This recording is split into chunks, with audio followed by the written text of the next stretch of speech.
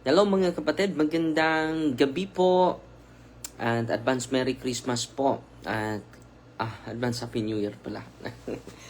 At ngayong araw ng Pasko mga kapatid, bago tayo galing din ng Christmas party sa Bicaryato, kasama natin yung mga pari, ating Vicar Frame, si Father Richard Calapan, at sa mga kasamahan ng mga pari at yung mga convent staff. At bago lang tayo nakagising dahil napapagod tayo, naligo tayo ng dagat. Salamat sa Panginoon.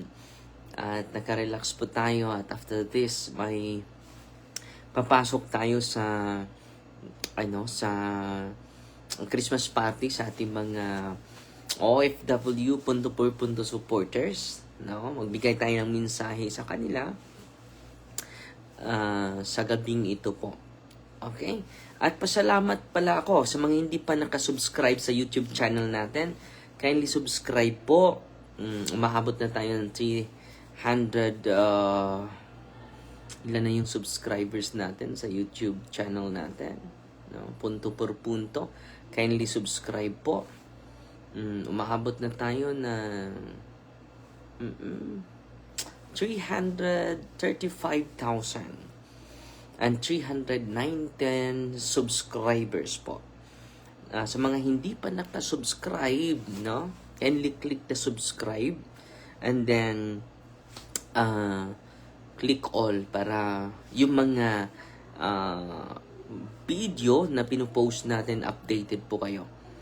At pasalamat ako sa walang humpay na mga kapatid natin na tumutulong kay brother, kapatid ex-seminarian Jason Bacolta. Umaabot na po ng 200 kahapon 242,577 and 25 centavos.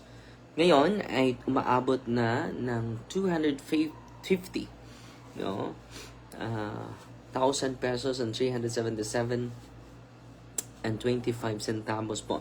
Maraming salamat po sa inyo, at tuwang-tuwa po si Brother Jason para sa kanyang kidney transplant po. Kung hindi lang kurap yung bansa natin, makatulong po sa kanya. Pero ito yung realidad natin. So kung magbigay lang kayo kahit 5 pesos lang each sa atin, no? Sa mga libo-libong subscribers natin, makatulong na tayo sa kanya. So, yan po, no? Ito po si Brother Jason Bacolta po, no? So, twice a week po siya, meron na siyang taon na mag-donate sa kanya ng kidney, and then yung pera walang pangtustos.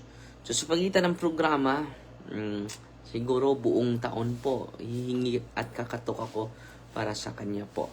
Kilala ko po siya, very talented. At meron talagang gift galing sa Panginoon na magagamit natin, na maibigay niya sa simbahan po. Okay? So ngayon mga kapatid, ito yung isi-share ko sa inyo. Quick live lang po tayo, ha? Quick live lang po tayo. Isang mysterious na pangyayari mga kapatid. Very inspiring po itong nangyari sa Hiroshima, no? Itong nangyari sa Hiroshima, historically documented po. May 4 kapari na nailigtas, no? Sa isang matinding bomba po, no?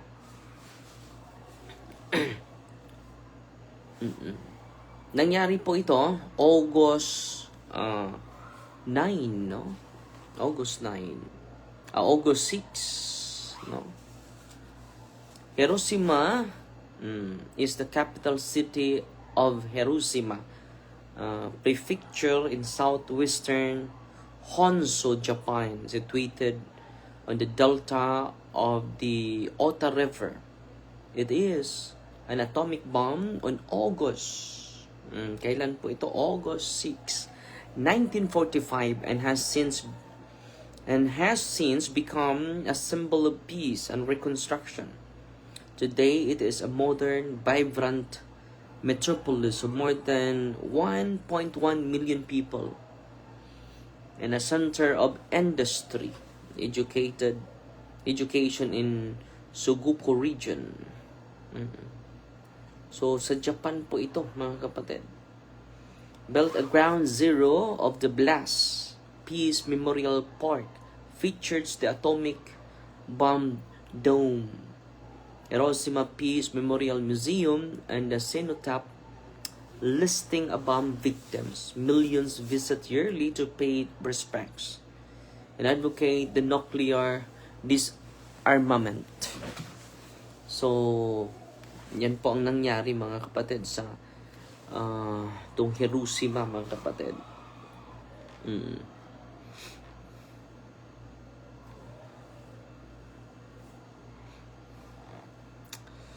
So, yung estimation sa namatay sa Hiroshima, mga kapatid, is about 70 to 80,000 people po yung namatay. That's by the end of 1945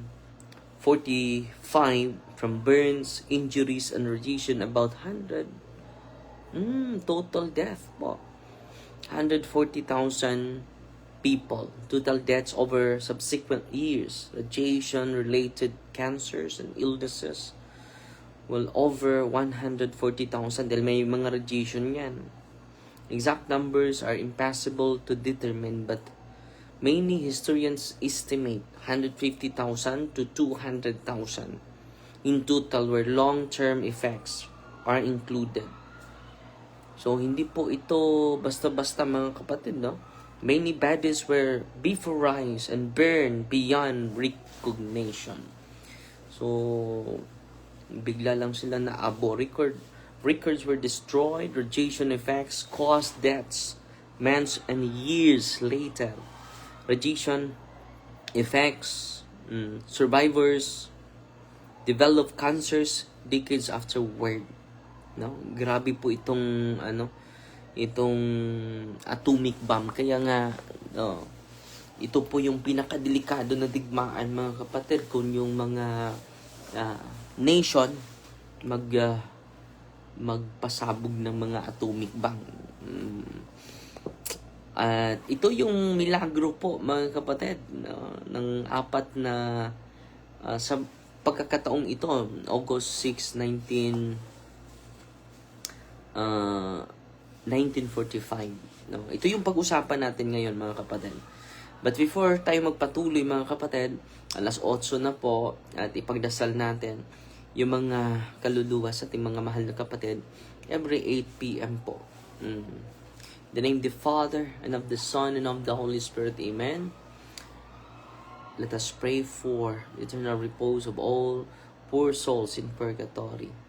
Our Father, who art in heaven, hallowed be the name, the kingdom come, your will be done on earth as it is in heaven. Give us this day our daily bread, and forgive us our trespasses, as we forgive those who trespass against us. And lead us not into temptation, but deliver us from evil. Amen. Hail Mary, full of grace, the Lord is with you.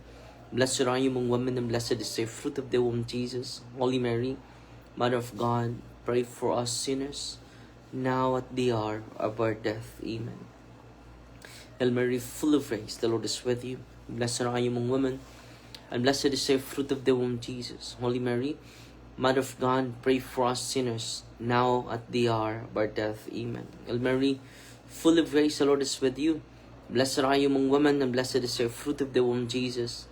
Holy Mary, Mother of God, pray for us sinners, now at the hour of our death. Amen. Glory to the Father, to the Son, and to the Holy Spirit. It was in the beginning, is now, and never shall be, world without end. Amen. In the name of the Father, the Son, the Holy Spirit. Amen. So sa pagsabog ng bomba, mga kapatid, mga less than 1 kilometer lang sila, itong apat na pari. So babasahin natin yung history ng apat na Jesuits na milagrong naligtas sa atomic bomb sa Hiroshima, Japan. No? So ang bomba po na ihulog 8:15 a.m. August 6, 1945. So hindi po tayo nasilang nito. The atomic bomb detonated over Hiroshima within seconds. Within seconds, yung impact niya ay grabe. Yung radiation niya ay umaabot hanggang yung impact niya ay hanggang isang taon, no? Within seconds lang, no? Temperatures reach thousands of degrees Celsius. Shockwaves flattened buildings, and radiation poisoned survivors. Grabe, no? So less than 1 kilometer, ito po, from the hypocenter stood a Jesuit residence attached to a small parish church, Our Lady of the Assumption. Living there were 4 German Jesuit priests, si Hugo Lazel, si Father Hubert Schiffer, si Wilhelm Klinserge, Johannes Zimes. At that distance, mortality rates were extreme. So sa distansyang yan, no, hindi na inasahan na mabuhay pa itong 4 na pari. Most people exposed either died instantly or later developed acute radiation sickness. Pero ang nangyari, mga kapatid, ito yung milagro, mga kapatid. All 4 priests survived the blast. Their house, the formation house, was damaged but not destroyed. Ipakita ko po sa inyo, no? Yung kanilang grabe ito, mga kapatid, no? Isa talaga itong milagro, mga kapatid. Itong mga pangyayari sa Hiroshima, mga kapatid. Ito ay patunay na buhay ang Diyos. Hindi natutulog ang Diyos. Laging nakikinig ang Diyos sa ating mga dasal at mga panalangin. So very inspiring po itong nangyayari sa Nagasaki, Hiroshima.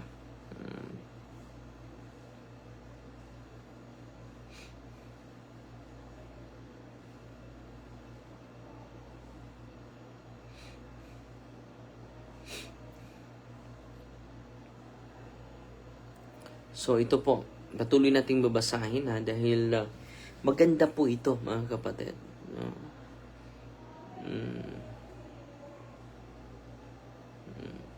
So ito yung formation house nila, mga kapatid. At tingnan nyo, ito po, no? Yung simbahan po, no? So, yung 4 na pari ay patuloy nating mabasahin, mga kapatid, hindi to basta-basta na milagro, mga kapatid. At yung testimony nila ay maka-inspire sa atin. None died from the explosion. None developed the severe radiation illnesses that afflicted thousands. So, hindi din sila nakadevelop ng sakit. Di ba? May radiation, may sound waves, no? Several lived decades afterward, no? So, pinakita ko sa inyo, grabe yung, no? Yung destruction. Ito pala, no? Pre-survived the atomic bomb because they were inside the church. Ito yung simbahan po, no? Hindi na nadurog, no? Hindi po nadurog yung formation house, no? Itong 4 na Jesuit na pari, mga German priest, na ito po sila. Grabe, no? Yan ay milagro talaga. So, patuloy natin mabasahin yung storya, mga kapatid, para ma-refresh din tayo sa mga pagsubok na dadating, ano yung gagawin natin. So, all 4 priests survived the blast.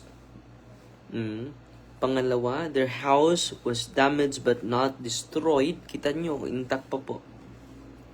None died for the explosion, wala namatay. None developed the severe radiation illnesses that afflicted thousands. Sila po na exempted. Several lived decades afterward. So maraming namatay pero sila buhay na buhay pa rin. No? First-hand testimony ni Father Johannes Simes provided one of the earliest and most important eyewitness accounts, written in 1945 and circulated internationally. He described a blinding flash being thrown violently across the room, broken windows and collapsed walls, fires raging everywhere outside. Yet he explicitly states that none of the priests suffered serious injuries despite their proximity. So, proximity, ang malapit po sila. Malapit sa lugar na hinuhulugan ng atomic bomb. Grabe talaga ito, mga kapatid. Si Father Hubert Schiffer later became the most well-known of the four. He was thrown into the air by the blast. So, naano pala siya? Natamaan sa lakas, sa explosion. Had minor injuries. Lived until 1982. Age 63. So, tumagal pa siya. He repeatedly testified, especially in lectures in Europe and United States, that doctors expected him to die early from radiation. He never developed radiation sickness. Grabe, no? Medical examination found no explanation consistent with expectation for someone so close to the blast. So, walang medical explanation, mga kapatid. Yung proximity nila sa lapit sa sa bomba, namatay talaga sila. No? So, silang dalawa lang yung nag-share, no? Scientific and medical interest, because survival within 1 kilometer of the hypocenter was statistically rare. The case attracted attention from physicians, radiation specialists, military researchers. The explanation proposed include structural shielding of the building. Sabi na, dahil sa structure siguro sa building, orientation of walls relative to the blast. No? Being indoors at the moment of detonation. Sa pagbagsak sa atomic bomb. However, even accounting for this, the absence of long-term radiation illness remained unusual. Father Schiffer reported underwent more than 200 medical examinations over his lifetime. No conclusive scientific explanation was ever agreed upon. So, nalilito na yung mga scientists, no? Ito pala yung ginagawa ng 4 na mga pari, no? Bago mahulog yung bomba, mga kapatid. The Jesuits themselves did not deny physical explanation, but they consistently added a spiritual dimension. Dahil hindi na natin sinasali itong mga spiritual dimension na ito, mga kapatid. They stated they had been fasting and praying the morning. So, nag-fasting sila. And they pray the whole morning. They were living the message of the Lady of Fatima, especially prayer and sacrifice or peace. So, nagdadasal sila ng rosaryo. Their survival in their view was God's protection, not personal merit. They never claimed dogmatic proof of the miracle, only that what happened exceeded ordinary expectations. No? Nag-fasting pala sila, nagro-rosaryo sila. No? So, ngayon mga kapatid, ito yung challenge ko sa ating lahat na nakikinig ngayon. Don't allow, no, na lulubog yung araw. Kaya hindi tayo mag-pray ng rosary. Kahit pagod na tayo, let us pray the rosary and do little fasting po and prayer. Yan po ang sikreto ng apat na pari. No? Yan po ang sikreto ng apat na pari. At very inspiring po while nagbabasa po ako. So, nag-search po tayo and then sinishare natin sa inyo. At sabi ni Father Johannes, no, Skiffer, sabi niya, we were preserved for a purpose to speak about peace, prayer, and the danger of destroying humanity. So yan po yung sabi ni sa isang pari na naligtas, no?